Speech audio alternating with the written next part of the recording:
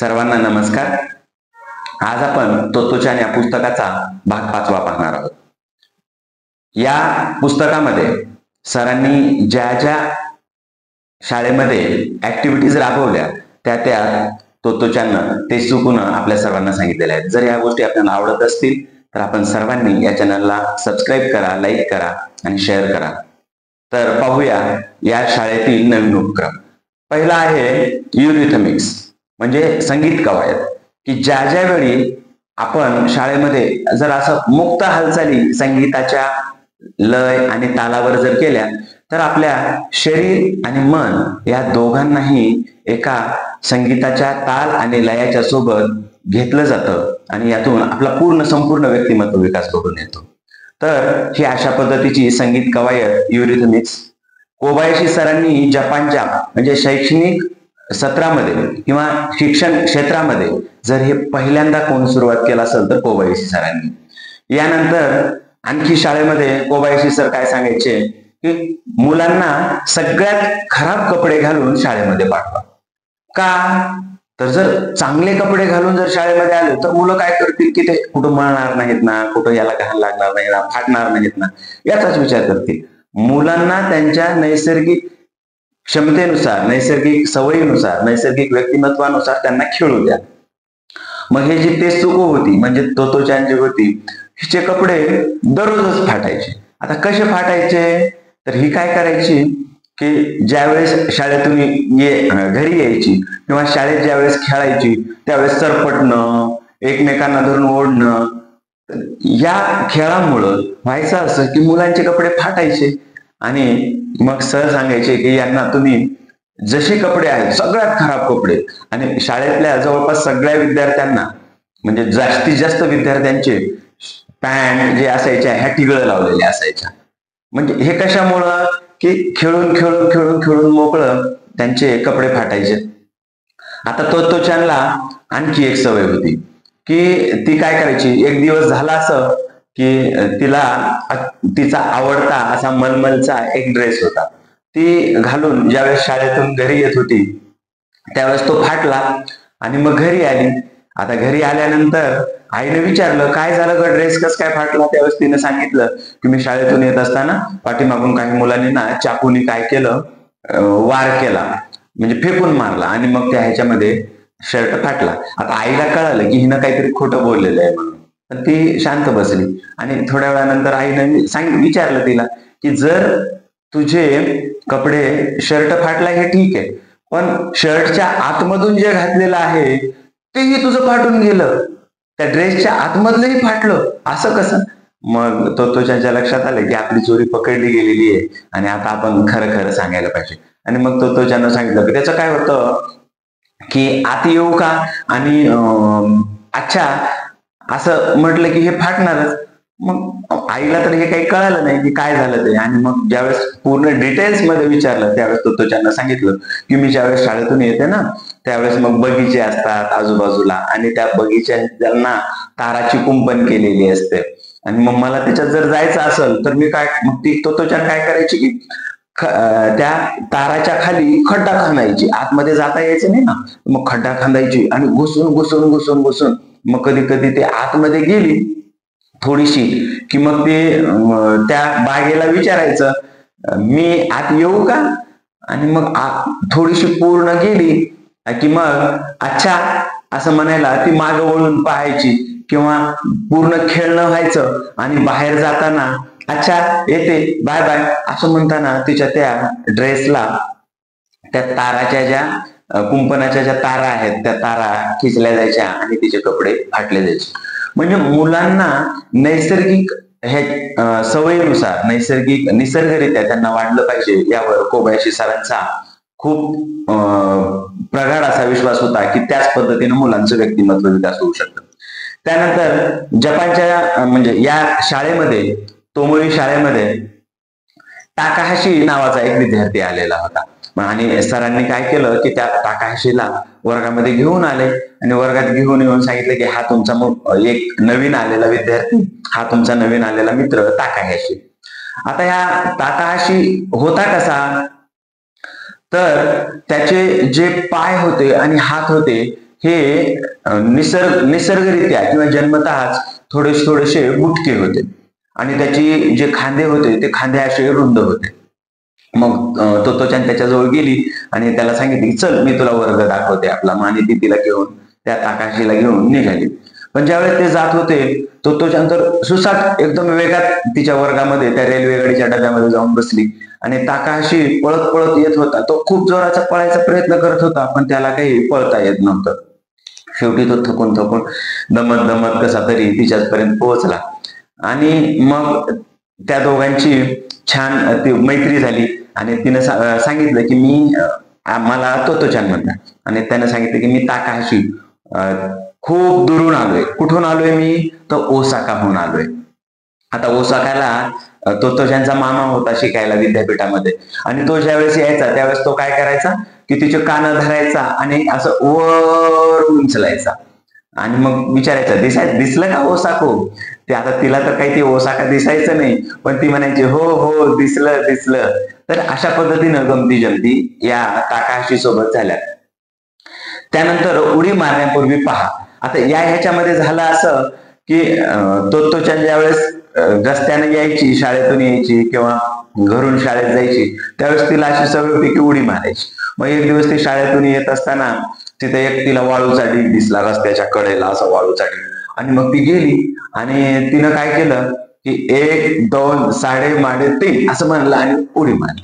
पण आता ती वाळूचा ढीग नव्हताच, तो होता घराला गिलावा करण्यासाठीच प्लॅस्टर, त्याचं पूर्ण बनवलेलं होतं. आणि तिनं उडी मारली, ती फसून बसली त्या प्लॅस्टरच्या ढिगाऱ्यामध्ये. आता प्लॅस्टरच्या ढिगाऱ्यात फसल्यानंतर तिला काही निघताच यायचं नाही. ती निघायचा प्रयत्न करायली, म्हणजे ओढायचं कसं कुठंतरी निघावं, पण तिला काही निघताच येत नव्हतं. मग संध्याकाळ झाली, उशीर झाला. रस्त्याने जाणाऱ्या 2 बाया होत्या. तो 2 बायांना या तोत्ताेचान तर गळ्यापर्यंत फसली. तोत्ताेचान आवाज दिला त्या 2 स्त्रियांना पण त्यांना असं वाटलं की ही खेळतीये, त्याच्यामुळे त्यांनी काही तिच्याकडे लक्ष केलं नाही. मग रात्र होत आली. मग आई चिंतेत पडली की तोत्ताेचान काय येत नाहीये आणि ती ज्या वेळेस जाऊन पाहतीये तर तोत्ताेचान पूर्ण गळ्यापर्यंत त्या ढिगाऱ्यामध्ये, प्लॅस्टरच्या ढिगाऱ्यामध्ये फसलेली. मग आईनं तिला ओढायला गेलं, तीही घसरायला लागली. मग आईनं एक लांब बांबूची काठी घेतली आणि तोत्ताेचानला धरायला दिला आणि ओढून काढलं. आता हा एक प्रसंग झाला. दुसरा प्रसंग असा होता की शाळेमध्ये ज्यावेळेस तोत्ताेचानचा बटवा त्या संडासच्या डब्यामध्ये पडलेला होता आणि तिनं ते खणलेलं होतं. मग ते खणल्यानंतर त्या आत खूप मोठा खड्डा झालेला होता आणि शाळेचा जो रखवालदार होता त्यानं ते वास येतोय म्हणून त्यानं काय केलेलं होतं, त्या खड्ड्याचं जे झाकण होतं त्या झाकणावर एक पेपर झाकलेला होता. त्याचं काम नंतर करायचं, स्वच्छता करायची म्हणून एक पेपर झाकलेला होता. आणि मग तोत्ताेचान तसंच आली आणि तिला ते पेपर दिसला छान. मग तिनं तिथं पण असाच विचार केला, 1 2 साडे माडे 3 आणि ती उडी मारली आणि नेमकं त्या खड्ड्यामध्येच पडली. मग शाळेतल्या शिक्षकांनी तिला धुण्यासाठी खूप कष्ट घेतले आणि तिला स्वच्छ केलं. मग आईने तिला सांगितलं होतं की तू उडी मारू नको, असं उडी मारण्यापूर्वी विचार करत जा. मग तोत्ताेचान आईला सांगितलं की हा आता मी नक्की इथून पुढं असं वाळूचा ढीग आणि जर पेपर दिसला तर मी नक्कीच इथून पुढे उडी मारणार नाही.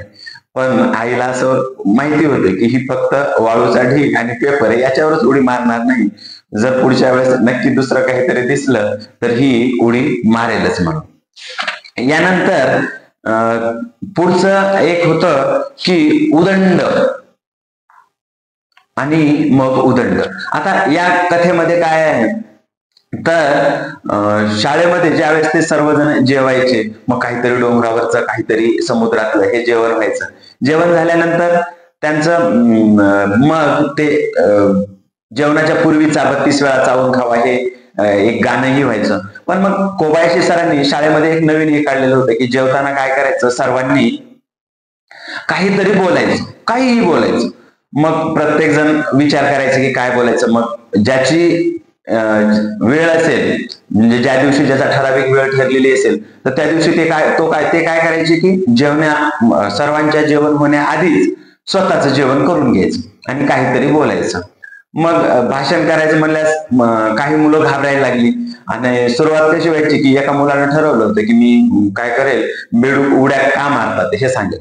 पण तो समोर गेला आणि समोर गेल्यानंतर तो म्हणाला बेडूक उड्या असं झालं आणि मग तो विसरून गेला सर्व पुढचं काय बोलायचंय ते. आणि मग त्यानं तिथं सांगितलं एवढं बोलून मी माझे भाषण संपवतो. आता हे आपल्यालाही होतं का, म्हणजे एकट्यात बोलणं सर्वांना काही वाटत नाही. जर एक 4-5 जणांमध्ये असेल तर थोडस घाबरतात.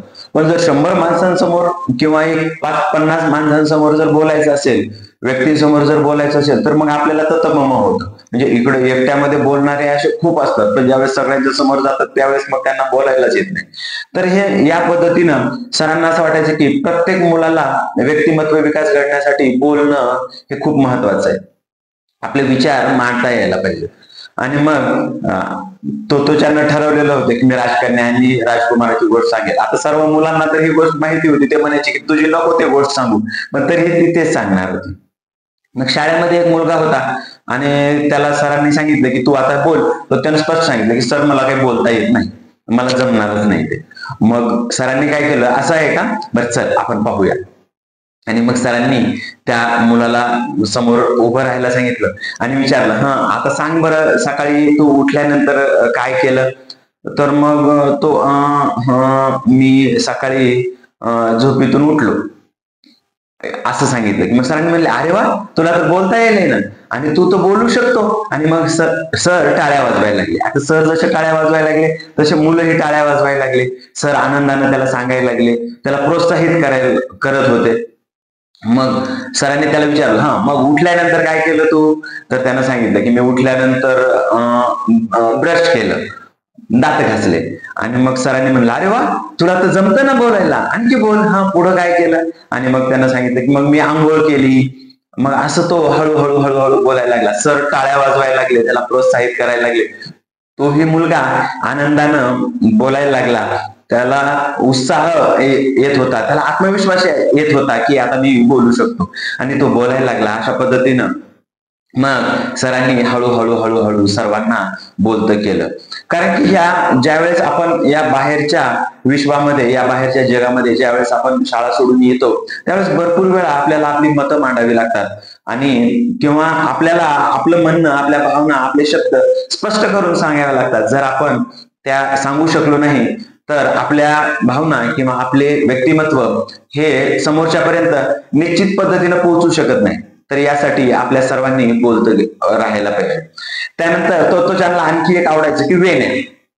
2 वेण्या. तोत्ताेचानला वेण्या घातलेल्या खूप आवडायच्या आणि मग तिचे केस असे इतके मोठेसे नव्हते, पण तरीही ती त्या वेण्या घालावं असं वाटायचं. वेण्या घालण्या इतकं झालेले होते. मग आईने एक दिवस तिच्या वेण्या घातल्या आणि तोत्ताेचान निघाली शाळेमध्ये आली. आता तिला असं वाटायचं की मी हे वेण्या जर दाखवल्या सर्वांना तर सगळेजण असं माझी स्तुती करतील, काहीतरी विचारतील, नवीन काहीतरी बोलतील. आणि हे असं व्हायला लागलं. मग तोत्ताेचान शाळेत आली, वर्गात आली, तिनं ते दाखवलं. पण तोत्ताेचानच्या मग काही जणांना त्यांनी सांगितलं छान आहे, पण ओई नावाचा एक मुलगा होता आणि त्यानं काय केलं, तो आला आणि त्यानं ते वेण्या धरल्या आणि तो रेल्वे गाडीतल्या जे पट्टे असतात ना धरण्यासाठी, ते आहेत असं म्हणाला आणि तो धरून ते लटकायला लागला. आणि मग ते खूप दुखायला लागलं आणि ती रडायला लागली. रडत रडत रडत रडत मग शाळेचे मुख्याध्यापक जे होते कोबायाशी सर, ते कोबायाशी सरही बाहेर आले. त्यांनी पाहिलं तोत्ताेचान रडत रडत रडत रडत येत होती.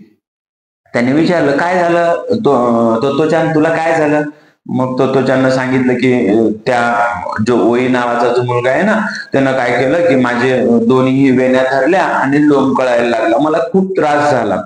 मग कोबायाशी सरांनी ते हातात घेतलं आणि वेण्या आणि त्या बांधत बांधत बांधत ते म्हणाले अरे वा, किती छान वेण्या आहेत ना. तोत्ताेचान मग रडणं हळूहळू हळूहळू विसरायला लागली. ती म्हणाली तुम्हाला आवडल्या सर या वेण्या. कोबायाशी सर म्हणाले हो, किती छान आहेत बर ना. आणि सरांनी त्या वेण्या घालून दिल्या. तोत्ताेचान वेण्या घालून वर्गामध्ये आली आणि वर्गात आल्यानंतर थोडा वेळ झाला ती परत सांगायला लागली की बघा मी किती छान छान वेण्या घातलेल्या आहेत पहा. आणि कोबायाशी सर थोडा वेळ वर्गामध्ये येऊन गेले आणि थोड्या वेळानंतर ओई आला आणि तोत्तोचानला म्हणाला, माझं चुकलंच, हा, मला माफ करशील तू प्लीज. तर त्यावेळी तोत्तोचाननं त्याला माफ केलं.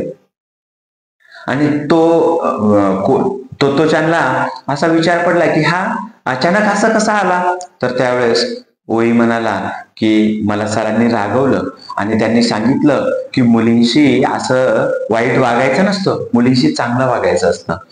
आता हे पहिल्यांदाच ऐकलेलं होतं तोत्तोचानं, कारण की प्रत्येक घरामध्ये ज्यावेळेस जेवायची पद्धत, जेवण्यासाठी बसायचे त्यावेळेस मुलांनाच आधी वाढलं जायचं, मुलींना नंतर वाढलं जायचं. तर यानं तोत्तोचानला एक नवीनच पद्धत लक्षात आली की असं होऊ कसं शकतं की प्रत्येक घरामध्ये तर असं आहे आणि मुलींशी चांगलं वागायला पाहिजे. तर सरांचं म्हणणं असं होतं की मुली असो की मुलं असो, सर्वांमध्ये सारखेच गुण असतात. सर्वांना जर सारख्याच संधी मिळाल्या तर आपल्या देशाचा नक्कीच विकास होऊ शकतो, आपल्या शाळेचा विकास होऊ शकतो. सर्वांना खूप चांगल्या पद्धतीनं आपलं आपलं व्यक्तिमत्व घडवता येतं आणि समाजामध्ये मुली आणि मुलगा हे दोन्ही सारखेच आहेत, हा एक जो मापदंड घालून द्यायचा होता तो सरांनी या त्यांच्या वागण्यातून, त्यांच्या शाळेतून हा नियम घालून दिलेला होता. तर अशा पद्धतीनं या तोत्तोचान या शाळेमध्ये खूप छान छान पद्धतीनं तिच्या गमती जमती आपल्या सर्वांपर्यंत सांगायची. आपल्या सर्वांना जर ह्या गमती जमती आवडल्या असतील तर आपण या चॅनलला लाईक करा, शेअर करा, सबस्क्राईब करा आणि आपल्या मुलांना, आपल्या शाळेतील विद्यार्थ्यांना या गोष्टी ऐकवा. हे पुस्तक संग्रही ठेवा, म्हणजे ज्यावेळेस मुलं वाचायला शिकतील त्यावेळेस नक्कीच यातल्या खूप गमती जमती त्या वाचतील आणि त्या स्वतःच्या आयुष्यामध्ये याच्याशी कुठंतरी कोरिलेट करतील.